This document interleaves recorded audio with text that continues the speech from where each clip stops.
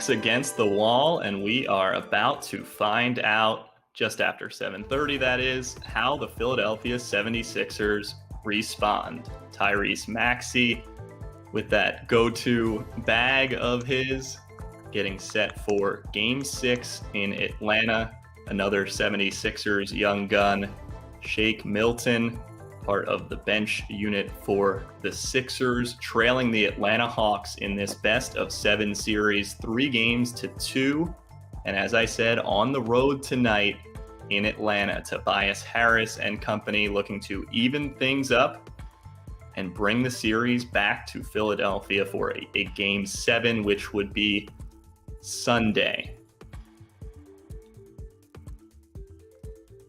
As we welcome you back in to 7-6 Live Countdown, our exclusive Studio 76 pregame live stream prior to every 76ers game.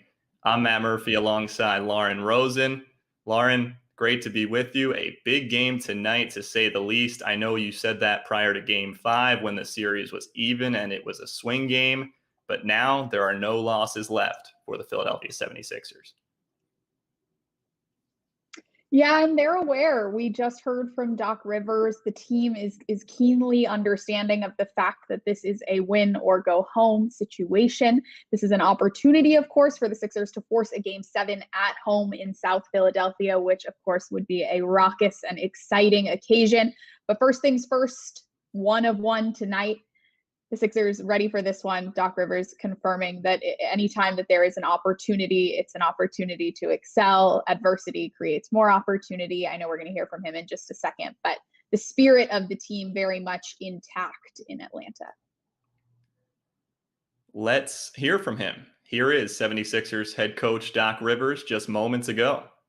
An elimination game like that, to not put too much pressure on them, I suppose, or do you want that? No, well, there's pressure always. If you're trying to achieve anything big in your life, there's going to be some pressure with it. You know, that's just part of the process. So you really need to focus on what you need to do. And, you know, we talk about the process. And you just got to make sure you guys are ready to execute the process. That's the focus. You know, thinking about all the stuff afterwards. If we win the game, we still haven't won the series. You know, we just have to focus on winning this game and focus on how to do that. That's all we can focus on. Dave McMenamin. Doc, his most offensive success in the second half of Game 3. Was there something about the way the Hawks were playing defense that opened it up, or was something about that could be replicable for whatever remains of the series? I didn't hear the first part. I'm going to assume you said Seth. Because no. Talk about then the second half of Game 3. Yeah. His most offensively. Yeah. Anything about that replicable, or was it pertaining to what the Hawks? Probably a little bit of both. Honestly, I do think there's part of that. Not as much as the scoring, but the passing, putting them in the position with the ball. We find the more we can get him to do that, the more aggressive he becomes. And I thought the passing, those first couple of plays where he threw the backdoor passes and stuff, got him to start being more aggressive with the ball, you know. And so we try to do that. We've done that all year, really, but it definitely helps him. You can certainly feel the anticipation. You can hear the anticipation in Doc Rivers' voice ahead of Game 6 in Atlanta for the 76ers. It is bounce back time, Lauren. The Hawks, of course, have won the last 2 games in come from behind fashion. The Sixers are now looking to extend the series with a win. We can talk about some adjustments from Game 5. Quickly on that front, Doc Rivers also said in the past couple days that it started really at the end of this first half into the beginning of the third quarter in terms of turning the ball over against the Hawks in Game 5. 8 turnovers ultimately in the third quarter that led to 13 Atlanta points. So I think that is an area to look at again tonight.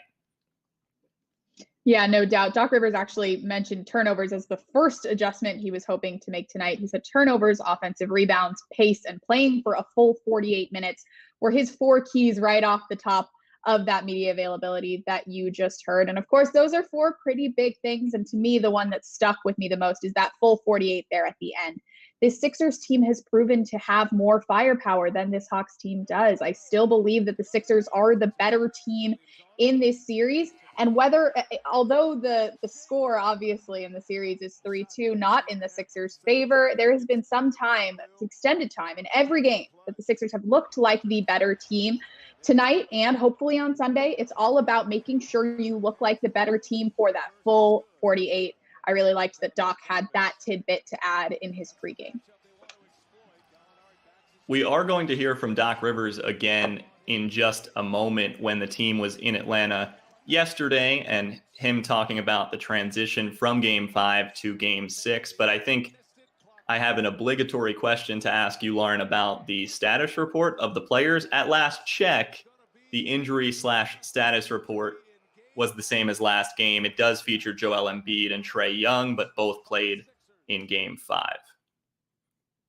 Correct. Joel Embiid remains in that sort of game time decision mode that we've been hearing all series long. Of course, he has appeared in all 5 of the games in this series. Danny Green with the calf strain does remain out, but with the team and part of that coaching squad that Doc Rivers was describing prior to Game 5. And of course, Game 5 did not fall the way the Sixers wanted it to. You're going to hear from Matisse Thybulle in a little bit, though, about where Danny has still been able to make an impact, whether he can, regardless of not being able to make that impact with his body on the court, he's certainly making it with his mind, with his words on the sideline, and will continue to do so tonight. But yes, Danny Green out, Joel Embiid, technically a game time decision.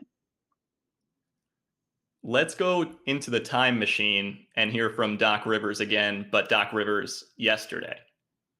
Yeah, everyone was, I don't know what the word would be, but you have a lead like that, you could see it wiltering away early. At least I could. That's why I called the early timeout in the third. I just didn't think, even though they kept the 22-point lead, I think it was, or 20-point lead, I didn't think we were playing the same way, with the same urgency, defensively, flying around. Offensively, I thought the ball stopped moving.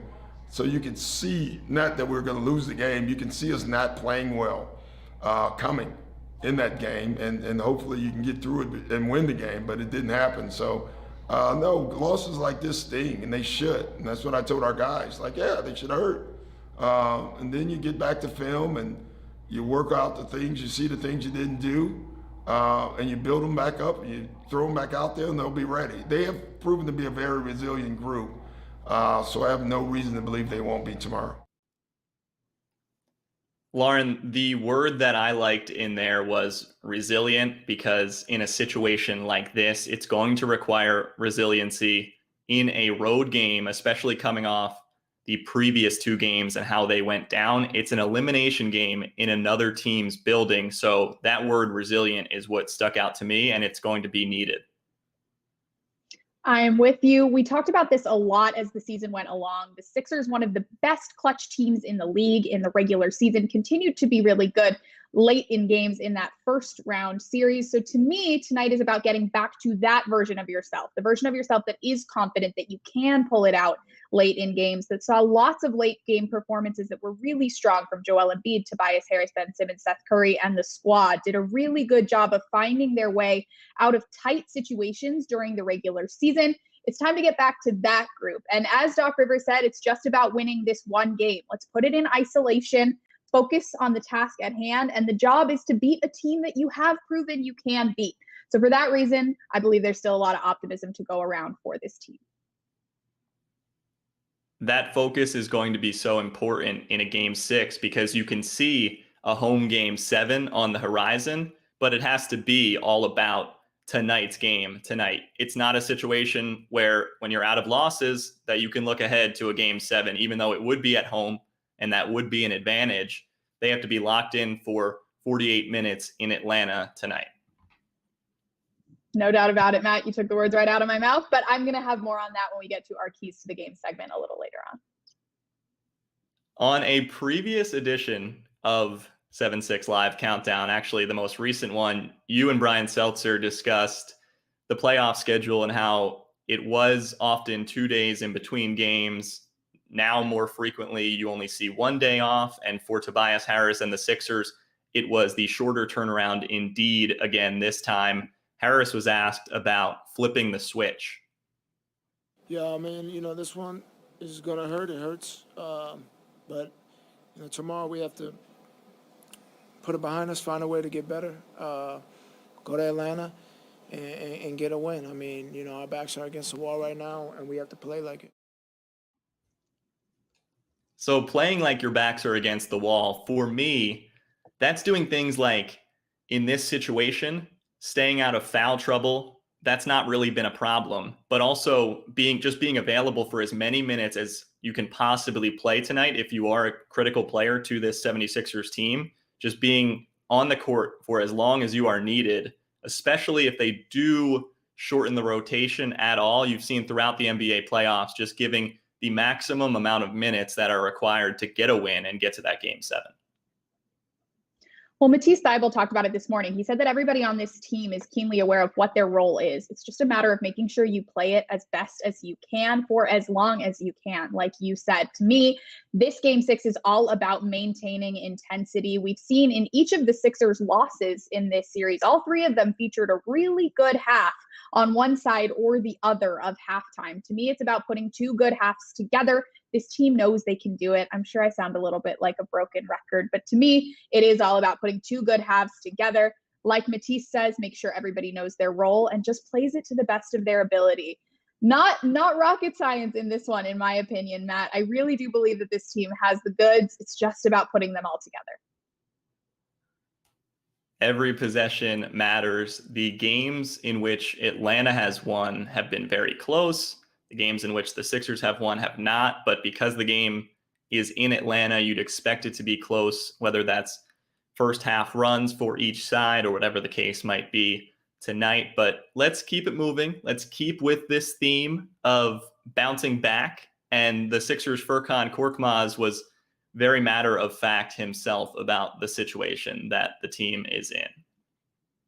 This is playoffs. We just need to take care of our business. We just need to finish our job, which we started, I know there's a bad lose. Sometimes to lose are teaching you a lot, but this is not one of them that we can say, okay, we're going to learn next and then fix it next game. We're just going to go out there and then play. We need to bring back the series to Philly. That's all we got to do. Lauren, Furkan's sort of a veteran, I was going to say now at this point, with some experience that he can draw upon and then talk about it, as we just heard. Yeah, 4 NBA seasons for Furkan and 4 playoff experiences for Furkan. And clearly he has done a good job of taking those experiences and applying them. 8 points in his second start of the series in game 5. Came out hot. He's very unafraid of the moment. We saw him hit some big shots at the end of game 4, or at least be willing to take some big shots as well. He made one really good one, and then he corrected me post-game to remind me that he missed a second opportunity to really put the team in a better position. So Furkan, a guy that's a total realist, like you said, very matter of fact with what happened, but also willing to look ahead and use that experience, those 4 years of experience, to his advantage. It's been really impressive to see him step up into a really big moment and do so with grace and poise. Another guy who's shown a lot of grace and poise, still young in his career, is Matisse Thybulle. And as I mentioned earlier, I spoke to him this morning. Hi, Matisse. I want to take us back a little bit to the beginning of the year. If there's one thing that's been really clear in the time that's passed since training camp, it's that you guys have developed some really strong bonds together, whether those are friendships or mentorships or just collective positive energy within the group. How important can those bonds be now as you guys face a must-win scenario together? I mean, it's huge to be able to lean on each other and have like a bond that is not only built on friendship, but built on trust. And having that trust is what allows you to get through the hard moments and like the intense ones, and allows you to thrive under pressure instead of crack. So with that being said, yeah, the relationships, they're definitely helpful. And I think they've been helpful up to this point, and it's just going to be even more helpful tonight. And then when you zoom in on your own role that you've played all series, all playoffs long, really, what's your mantra, your focus as you head into tonight? Staying disciplined, keeping the main thing, just doing what I do and doing it better.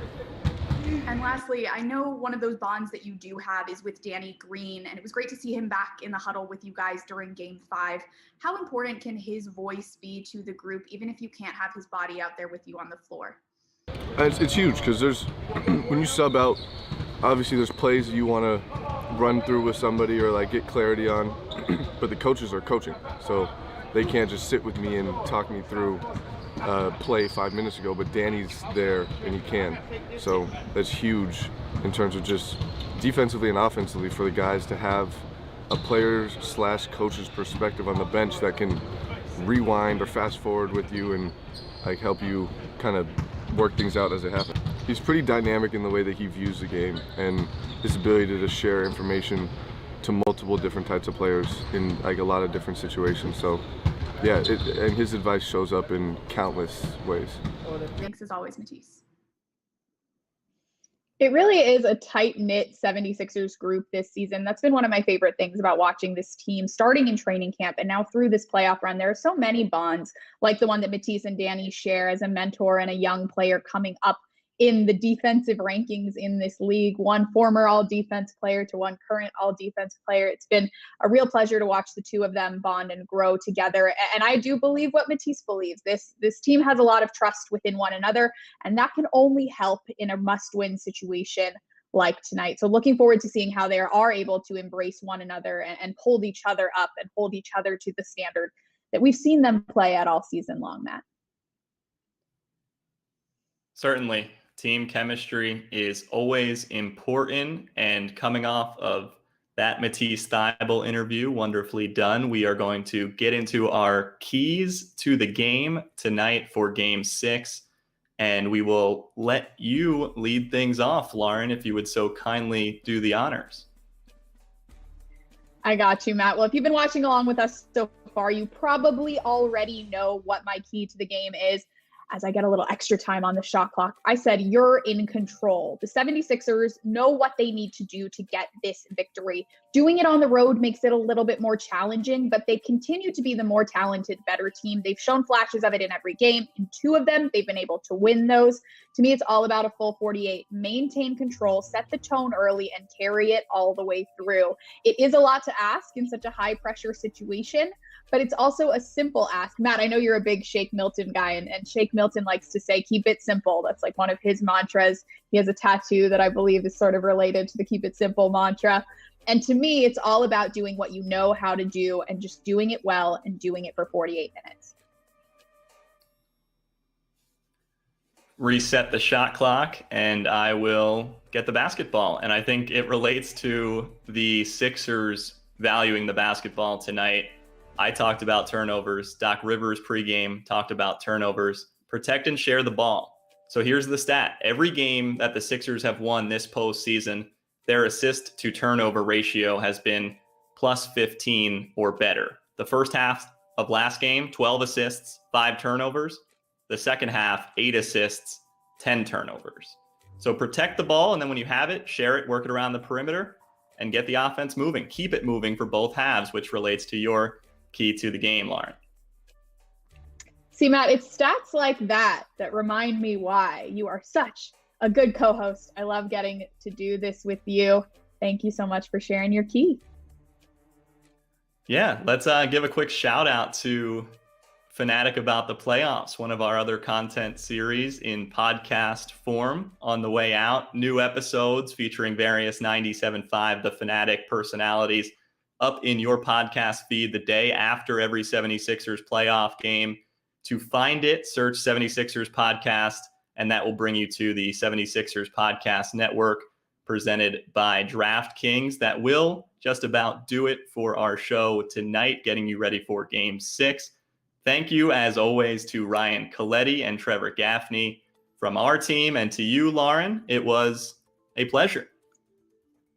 Matt, it was awesome to do this with you. You brought up Ryan Coletti, and I got to bring that one home. It is his birthday today. Ryan Coletti, happy birthday. Thank you for everything that you do for us. Thank you for running this show on your birthday. True commitment to what we do. Matt, I am hoping that we will be back for one of these on Sunday.